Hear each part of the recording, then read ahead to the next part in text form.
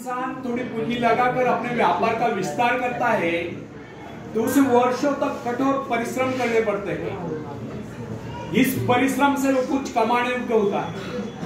यह परिश्रम ही उसके विजय का प्रतीक होते हैं। अपने ग्राहकों को शब्द जाल में फंसाकर वो अपने व्यापार को बढ़ाता है और एक दिन सफल व्यापारी बन जाता है। बाद में छोटे मोटे कारोबारी संकट उसका कुछ नहीं बिगाड़ पाते।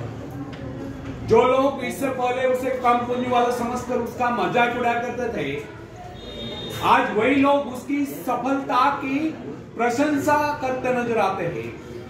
इसे कहते हैं अपने हाथों अपने भाग्य का निर्माण, आत्मशक्ति का चमत्कार। फ्रेंड्स, जिसके पास धन की शक्ति हो उसे शिक्षा प्राप्त करके या विद्या प्राप्त करके आत्म विकास करने का अवसर कहाँ है? वो तो धन की शक्ति पर निर्भर कर यही सोचता रहता मैं चाहूं तो विद्वानों को खरीद सकता। लेकिन फ्रेंड्स, जो विद्या प्राप्त करना सबसे जरूरी समझता है वह रात भर अध्ययन करता रहता है, क्योंकि उसे पता है कि उसका कोई सहारा नहीं। सहारा बनेगा तो वह उसका अपना स्वयं का ज्ञान। जिस आदमी को पता हो जाता है कि उसे बाहरी सहायता मिलना बंद हो गया, वो या तो अपने पांव पर खड़ा हो जाएगा, गिर जाएगा। वास्तविक उस समय उसे बहुत ही कठोर परिश्रम की आवश्यकता महसूस होती है। असफलता के कलंक से बचने के लिए उसे अपने व्यक्तित्व की रक्षा करनी चाहिए। ऐसे लोग अपने आत्मविश्वास की शक्ति के बल पर दिन रात कड़ी मेहनत करते हैं और सफल हो जाते हैं।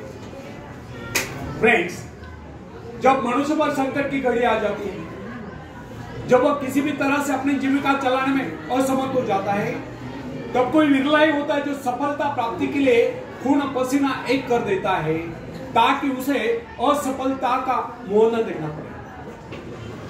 संकट काल में तो मनुष्य की बुद्धि का पता चलता है।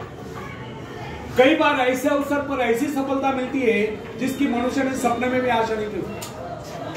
वह स्वयं सोचने लगता है कि मुझे इतनी सफलता कैसे मिली। वास्तविक ऐसी शक्ति हर इंसान के भीतर छुपी होती है, परंतु वो उसे पहचान नहीं पाता। जैसे वो संकटों से गिर जाता है, वैसे ये शक्ति बाहर निकलकर उसकी सहायता करने आ जाती है। जो काम इससे पहले वह संभव समझ रहा था, वही काम पूरे हो जाते हैं। इसका कारण यह है, जब मनुष्य का जीवन चारों ओर खतरों से घिर जाता है, तब उससे बाहर निकलने के लिए वह हाथ पैर मारना शुरू कर देता है और इस संघर्ष से ही उसकी बुद्धि तेज हो जाती है। उसमें प्राकृतिक नैसर्गिक शक्ति आ जाती है। फ्रेंड्स, अपने जरूरतों की पूर्ति के लिए संघर्ष करना हम सभी का कर्तव्य है। संघर्ष से तो हमें सफलता मिलती है। जिनमें संघर्ष करने की इच्छा न हो वह तो असभ्य और जंगली कहलाएगा।